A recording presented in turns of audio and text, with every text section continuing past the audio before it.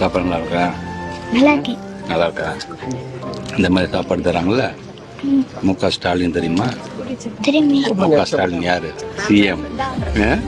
அவங்க தான் இந்த சாப்பாடு டெய்லி தராங்க எல்லா பிள்ளைங்க. அதாவது மரியாதைக்குரிய அன்பின் மகேஷ் பொய்யாமொழியா பேருதான் பொய்யாமொழி அப்படின்னா பாயத்தா பொய் பிராடு பித்தலாட்டம். இதுதான் அவர் சின்ன பிள்ளைகிட்ட என்ன கேட்கணும், அவங்ககிட்ட எப்படி அணுகுன்ற ஒரு அருள் இல்லாத ஒரு ஆள் நான் சொல்லுவேன். ஏன்னு கேட்டீங்கன்னா, கேட்கிறாப்புல ஒரு சின்ன பிள்ளை சாப்பிட்டுட்டு இருக்கு. இந்த மாதிரி இந்த உணவு திட்டத்தை கொண்டு வந்தது யார்? ஸ்டாலின் ஐயர் தான், முக ஸ்டாலின் அவர்கள். இவர் யார் தெரியுமா? சிஎம். இதை என்ன பண்ணணும்னா, நான் என்ன சொல்றேன்னா, இதை வெளியில இருக்கக்கூடிய இந்த சின்ன பிள்ளையை தவிர்த்துட்டு ஒரு பொதுமக்கள்கிட்ட போய் கேட்டீங்கன்னா விளக்கமாந்து கொண்டே அடிப்பேன் ஸ்டாலின் யாருக்கு கேட்டா.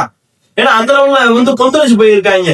இது ஒரு பக்கம் இருக்கும் பொழுது என்னமோ இவங்க கையை எடுத்து போட்டோம், காலையில மூட்டை தூக்கி கூலி வேலை பார்த்து கட்டட வேலை பார்த்தோம். இவங்க காலையில குழந்தைகளுக்கு உணவு போடுற மாதிரியே யாரு அப்பே வரிகாசுல உணவு போடுறேன்னு எல்லாத்துக்கும் தெரிஞ்சு வச்சு இன்னும் கொள்ளையடிச்சு வரிகாசுல கொள்ளையடிச்சது போக என்ன கொஞ்சம் கொஞ்சம் கணக்கு கட்டுற ஒரு காரணத்துக்காக அப்படியே சின்ன பிள்ளைனாலும் காலி துப்பிடக்கூடாது அப்படின்ற ஒரு காரணத்துக்காக அந்த சின்ன பிள்ளைகளுக்கு காலை உணவு திட்டம் அப்படின்னு கொண்டு வந்திருக்காங்க. அதுவும் உருப்படியா கொண்டு வர மாட்டாங்க. இதை நீங்க பாத்தீங்கன்னா இந்த பள்ளியை தவிர்த்து விட்டு இன்னும் ஒரு மாதத்திற்கு பிறகு இன்னொரு பள்ளியில போய் கேட்டீங்கன்னு வைங்களேன், அவங்க என்ன பேசுறதே கண்டபடிக்க பேசுவாங்க, சின்ன குழந்தைய முதற்கொண்டு.